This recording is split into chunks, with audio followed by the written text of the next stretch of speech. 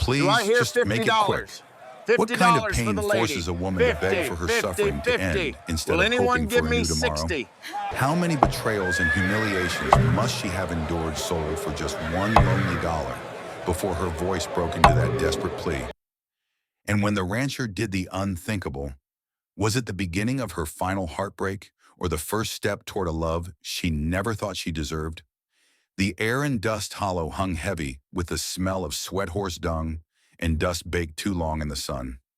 The auction yard behind the saloon was no place for a woman like Clara, yet there she stood 50 years old, her face half hidden by a torn shawl, bruises purpling the skin that showed. Men muttered, laughed, spat into the dirt. To them she was not a person, only a bargain. The auctioneer barked out numbers that sliced the silence like a whip. $2 for the sow, $1 for the woman, and the crowd roared, some jeering others, turning away in embarrassment. Clara kept her eyes lowered. If she let them see the tears, they would take them too. Somewhere deep inside, she whispered not to the men, but to God, please. Just make it quick. Then a voice came from the edge of the crowd, calm, unhurried like wind through tall grass. $1. It was Thomas, the widowed rancher, known more for his solitude than for his words. He didn't look at the crowd. He looked at Clara, not with hunger, not with pity, but with a steadiness that caught her breath. He stepped forward, dropped the coin into the auctioneer's palm, and without ceremony, shrugged off his worn coat. He placed it around her shoulders as though she were royalty. "You're coming with me," he said. No demand, no weight in the words, just a statement, like dawn announcing itself across the hills. The crowd grumbled at being cheated of spectacle, but Thomas led Clara away slow and quiet as though noise might break something fragile. He did not touch her arm. He did not ask her name. He only held the door of his wagon open, set a tin cup of water at her side, and drove into the distance where the prairie widened into silence. That night at the ranch, he left her a bowl of stew on the table, lit the lamp, and retreated to the porch. Alone at the kitchen chair, Clara tasted warmth that felt almost foreign.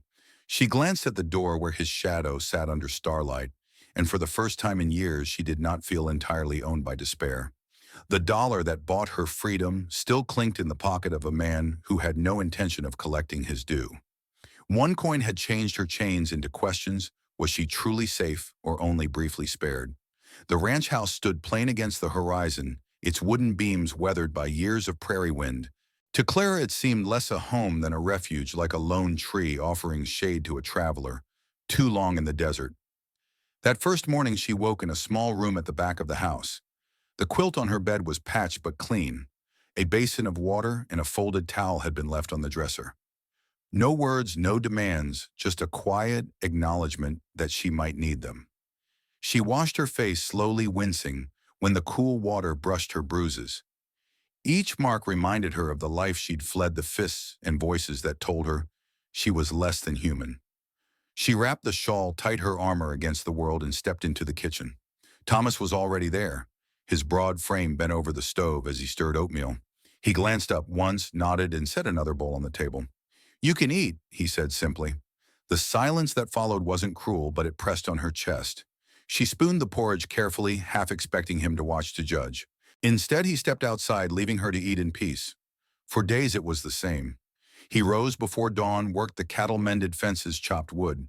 He spoke little, and when he did, his words were practical, about chores, about the weather, about the well running low. He never asked about her past, never pried into the shadow she carried.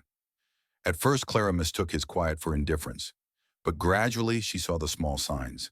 The way he left a lamp burning in the hall so she wouldn't walk in darkness. The way he kept his boots by the door instead of tracking dust into the kitchen where she swept. The way he always placed food on the table before stepping away, giving her space to eat without eyes upon her. It was not love, not yet, but it was something she hadn't known in years: respect. Still at night, when the coyotes cried in the hills, fear came back sharp. She sat awake, twisting her shawl in her hands, whispering to herself, "Don't trust this. Don't believe it. He'll want something eventually." And yet every morning there was oatmeal on the table, hot coffee in a tin mug, and a man who never asked more than she could give. The silence between them was no longer empty. It was waiting like soil before the first rain. But silence can hold secrets too. What would happen when Thomas's quiet gaze finally reached the scars she kept hidden? The days lengthened into weeks and Clara found her hands restless again. Work steadied her kneading bread, sweeping floors, mending old shirts left folded in a cedar chest. There was peace in the rhythm, though she never dared to claim the space as her own. It was his house, his land, his silence. She was only a shadow moving within it. Still, in those quiet mornings when the scent of coffee mingled with the golden light spilling across the table, something tender crept into her chest. She tried to smother it. Hope was dangerous. Hope had betrayed her before. One evening, as the sun sank behind the cottonwoods, Thomas returned from the range with his shirt torn and his arms scraped raw. Without thinking, Clara fetched a basin of water and clean cloths. Her hands trembled as she pressed the rag gently against his skin. "You don't have to," he murmured. "I know," she whispered. Her voice was steadier than her heart. He studied her face, then really studied it. His eyes lingered not on her hair streaked with gray, nor the lines time had carved, but on the way she bit her lip as if bracing for reproach. His brow softened. "You've done this before." She froze. Images rushed back, nights of tending wounds, not her own, nights of tending bruises she wore herself. Her throat closed. Too many times she admitted and pulled back as if she'd said too much. Thomas caught her wrist not roughly but gently as though touching a sparrow. "Clara," he said, his voice gravel and warmth. "No one will hurt you here." Something in her shattered. Tears came hot, unbidden, and she turned away quickly, clutching the shawl around her shoulders.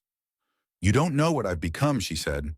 He didn't press her. He simply let go, set the cloth back into the basin, and went outside. Yet before the door closed, she heard him whisper, almost to himself, "I don't need to know everything. I just need you safe." That night, Clara lay awake, staring at the ceiling beams, her heart a storm. A part of her longed to believe him, to lay down the weight she'd carried so long. Another part hissed warnings. "Don't be fooled. Men always take what they want in the end." The scars beneath her clothes felt heavier than iron chains, and yet his words echoed softer than any chain she'd ever known. "I just need you safe." Safety was something she had never trusted, never truly believed in. But what if this time it wasn't a lie? What if she was worth protecting? The storm broke one late afternoon when the sky turned black and the rain fell in sheets. The ranch house rattled and the old windows whined against the wind. Clara was carrying firewood inside when her shawl snagged on a splinter. The cloth slid from her shoulders before she could catch it. For the first time, Thomas saw what she had worked so hard to hide. Scars jagged and cruel stretched across her arms, and collarbone fading into the fabric of her dress.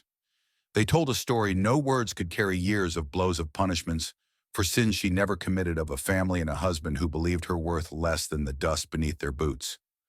Her breath caught in terror. She lunged for the shawl, clutching it against her body, her voice breaking. "Please don't look at me." But he already had, and he didn't move. His face was pale, eyes wide, not in disgust, but in something deeper, a grief that seemed to reach across the space between them.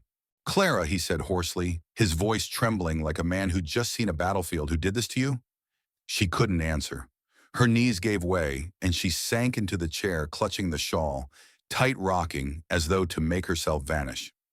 "I told you," she whispered. "I'm not clean anymore. I'm ruined." For a long time, the storm outside spoke louder than either of them. Then Thomas knelt in front of her. His one good shirt soaked his eyes wet, though no rain had touched him indoors. "You're not ruined," he said slowly, each word steady as if laying down bricks for her to walk on. "You're here. You're breathing. And you're stronger than anyone I've ever known." Her tears spilled freely, then hot and bitter, for the girl she had once been, for the years wasted in silence. And yet in that moment she felt a flicker, like a candle struggling against the wind, but refusing to die. Clara had spent her life believing her scars made her unworthy. But here was a man who looked at them and saw not shame, but survival. Could she allow herself to believe his words, to let light seep into the darkest corners of her past, or would fear chain her once more? The days after the storm carried a fragile stillness, like the air after lightning strikes. Clara kept her shawl close, though Thomas's words still lingered inside her. "You're stronger than anyone I've ever known." They were balm and burden both. Balm because no one had ever said such a thing to her. burdened because she feared the world would never agree. That fear proved right sooner than she wished. One morning, Clara walked into town with Thomas to buy salt, flour, and seed.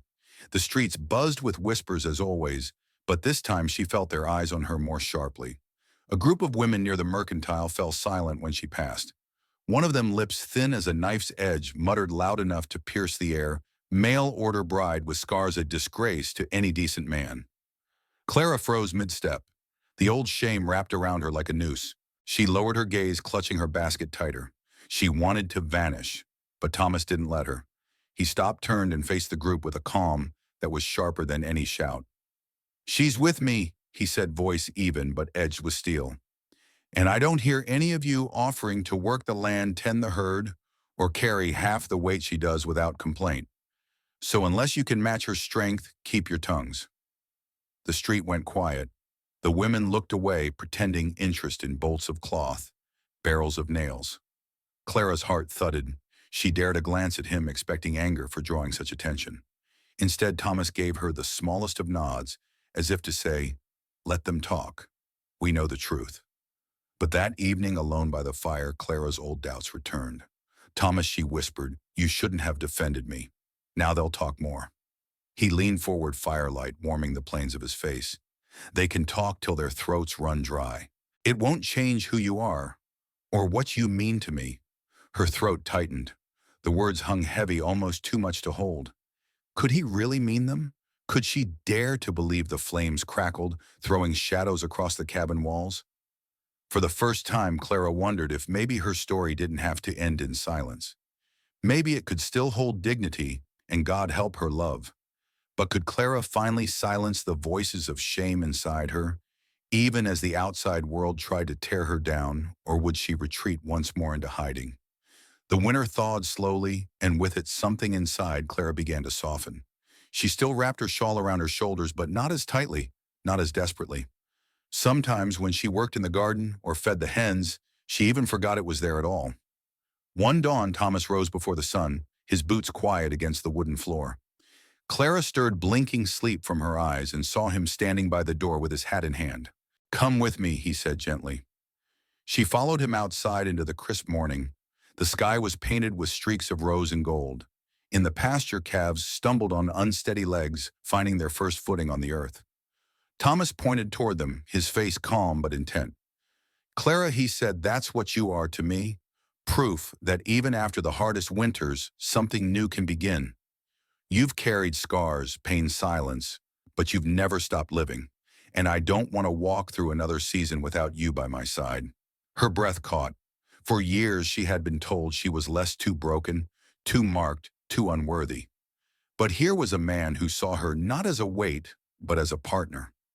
Tears blurred her sight as Thomas reached for her hand, rough and calloused, steady as the earth beneath them. "You don't need to hide anymore," he whispered. "Not from me. Not ever." For the first time in decades, Clara let the shawl slip from her shoulders. The air touched her scars, but they no longer burned. Thomas pulled her close, not with pity, but with reverence. The sun broke over the hills, bathing them in light. Clara felt warmth seep into the very places she thought would always stay cold. And in that moment, she knew her life was not ending in silence. It was beginning anew in love, freely given and freely received. Sometimes hope doesn't come as a thunderclap. It arrives like morning light, gentle, steady, and enough to change everything. In the quiet of the prairie evening, Clara no longer carried the weight of being sold for a single coin. What once felt like humiliation had been transformed into dignity, because Thomas, the lonely rancher, never saw her as a bargain to be claimed. He saw her as a soul worth cherishing. That is the heart of this story, friends. Sometimes the world may try to put a price on us, to measure us by scars, age, or failures. But love, the true kind, does not measure. It simply sees. It sees the long nights, survived the quiet kindness, given the strength hidden behind trembling hands. And maybe that's something each of us can carry into our own lives. We all know someone who has been overlooked, undervalued, or made to feel less. Perhaps by showing them that they matter, we can help write a gentler ending to their story, just as Thomas did for Clara. If this story moved you, I invite you to subscribe to None, Wild West Saga. Share it with a friend who might need hope today and leave us a comment. Do you believe Clara and Thomas's love should continue into another chapter? Or would you like to hear more stories of late-blooming love and quiet resilience from the Wild West? Because sometimes the second chance we long for is closer than we think, and it might begin with someone simply saying, "You are worth more than the world ever told you."